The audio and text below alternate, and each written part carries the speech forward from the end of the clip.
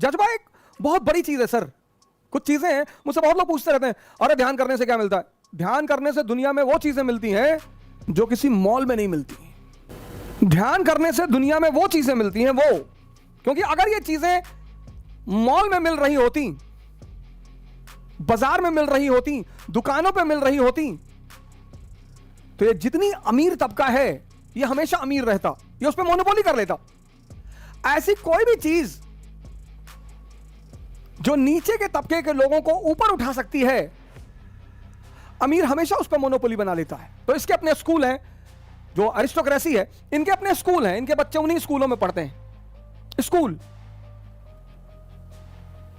College में तो सब एक साथ हो जाते हैं। कॉलेज और यूनिवर्सिटी, यहां पे तो हर क्लास का बंदा होता है।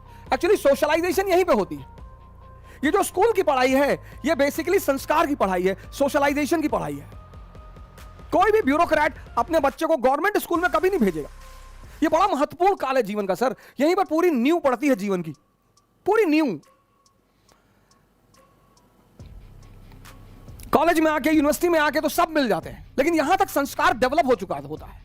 आप चिंता की कोई बात नहीं होती है, आपने एक धारा पकड़ा दी होती है। तो इसीलिए आप हिंदुस्तान में देखेंगे उच्च वर्ग के अलग स्कूल है, उससे निम्न वर्ग के अलग स्कूल है, फिर उससे निम्न वर्ग के, मतलब मिशनरी स्कूल में भी कैटेगराइजेशन है। अमीरी स्कूल बना सकती है, शिक्षा दे सकती है, शिक्षा, एजुकेशन, अमीरी स्कूल बना सकती है। रिचनेस जो है वो स्कूल बना लेगी, एजुकेशन दे देगी। फिर गरीब कहां जाएंगे? फिर जिनके पास पैसा नहीं है वो कहां जाएंगे?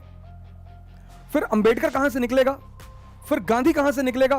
फिर कलाम कहां से निकलेगा? आपको ये बातें कभी आश्चर्यचकित नहीं करती कि अगर ये इतनी नीचे से इतनी ऊंचाई तक पहुंचे तो कुछ तो विशेष वजह रही होगी सर। तो एक दूसरा ऑप्शन है स्पिरिचुअलिज्म। इसको लेकर इतना भ्रम फैलाया गया इस देश में। हमारे एक शो आता है, उसमें तो हिंदुस्तान के संतों को लेकर इतनी मौकरी और मजाक उड़ाया गया, और हंसते हैं लोग। मजेदार बात यह है कि लोग हंसते हैं। स्पिरिचुअलिज्म एक ऑप्शन देता है, ध्यान।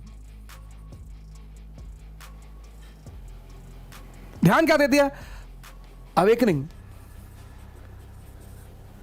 एजुकेशन से आदमी मिनिस्टर बन जाएगा, बिजनेसमैन बन जाएगा, आईएएस बन जाएगा, डॉक्टर बन जाएगा, इंजीनियर बन जाएगा, ध्यान।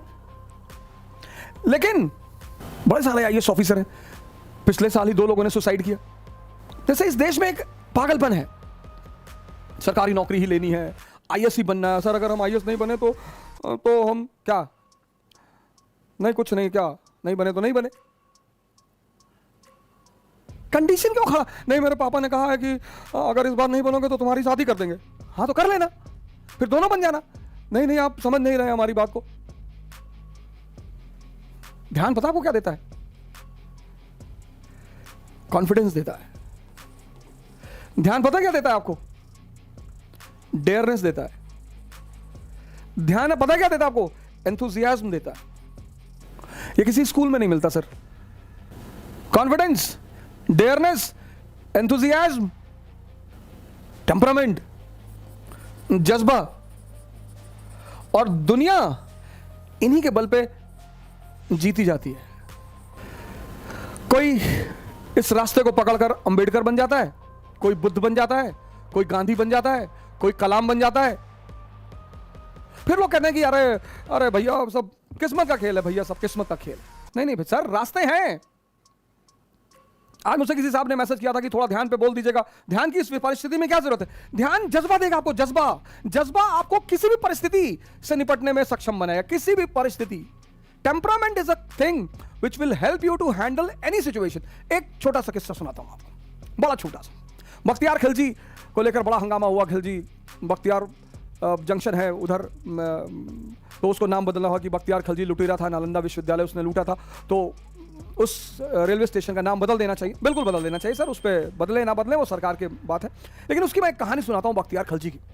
देखिए जज्बा किसको कहते हैं और जज्बा के क्या परिणाम होते हैं। मैं टेम्परामेंट की बात कर रहा हूं। तो मोहम्मद गौरी ने भारत पर हमला किया। 1191 में पहली तराइन की लड़ाई लड़ी और पृथ्वीराज चौहान से हार गया। 1192 में उसने दूसरी तराइन की लड़ाई लड़ी और पृथ्वीराज चौहान को हराया। दिल्ली पर उसका कब्जा, दिल्ली और अजमेर पर। 1194 में आया, चंदावर का युद्ध लड़ा, जयचंद खत्म और अब तुर्कों का कब्जा गजनी से वाराणसी तक। अब तुर्कों का कब्जा 1194, मोहम्मद गौरी। फिर वो 94 के बाद, चंदावर के बाद बाहर, हिंदुस्तान का कमांड उसने अपने कमांडरों के ऊपर छोड़ दिया। कुतुबुद्दीन ऐबक इंद्रप्रस्थ में बैठा हुआ था और बनारस में उसका एक सेनापति था बख्तियार खलजी। तो बख्तियार खलजी ने कहा यार बनारस में खाली बैठे हैं और जरा आगे देखे क्या है। आगे निकले सब, आगे निकले, बिहार में कोई था नहीं। नालंदा मिला उनको। नालंदा में योग, ध्यान, यही सब बातें चल रही थी। उन्हें समझ में नहीं आया, उसे उन्होंने मिटाया, जलाया। आगे बढ़े कि और देखें आगे क्या है। आगे गए तो बंगाल, बड़ा समृद्ध प्रदेश। दिल्ली की गद्दी पर जो भी बैठा उसे दो प्रदेश चाहिए ही चाहिए थे, एक गुजरात, एक बंगाल। गुजरात कनेक्टेड होता था किससे? पर्शियन गल्फ से। और बंगाल कनेक्ट होता था किससे? इंडो चाइना से। और इंडो चाइना को कहते थे स्वर्ण भूमि, गोल्डन लैंड, क्योंकि वहीं से मसाला, स्पाइसेस और सिल्क बंगाल आता था और फिर बंगाल से होते हुए उत्तर प्रदेश, बनारस से होते हुए उज्जैन से होते हुए गुजरात, गुजरात से होते हुए अरब, अरब से होते हुए यूरोप। वहां पे एक शासक था लक्ष्मण सेन, बंगाल में। जज्बा की कहानी सुनिए। टेम्परामेंट क्या क्या करता है। यह मुश्किल से 700-800 लोग थे। बंगाल राज्य, 800 लोग। तो इन लोगों ने एक प्लान बनाया, बख्तियार खलजी ने एक प्लान बनाया और उस प्लान में सिर्फ 18 लोग शामिल हुए। 18, मैं लिख दे रहा हूं यहां पे, पढ़िएगा, क्रॉस चेक करिएगा इस कहानी को। 18 बख्तियार खलजी ने प्लान बनाया और उस कहानी में सिर्फ 18 लोग शामिल थे। और प्लान यह था कि 8 लोग घोड़े के व्यापारी बनकर लक्ष्मण सेन के दरबार में जाएंगे। उस समय अरब से व्यापारी आते ही थे, वो कोई नई बात थी नहीं। और 10 लोग दरबार के बाहर खड़े होंगे और दरबार से करीब 5 किलोमीटर की दूरी पर ये 700-800 लोग होंगे। 18, खतरा बड़ा था सर, गेम बड़ा था। 18 लोग,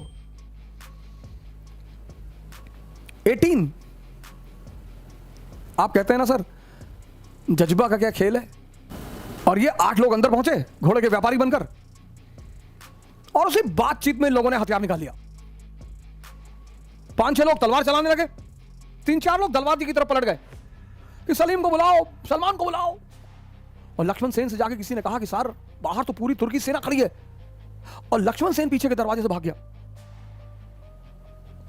और 18 लोगों ने बंगाल पर कब्जा कर लिया। 18। बाद में पता चला पीछे कुछ था ही नहीं।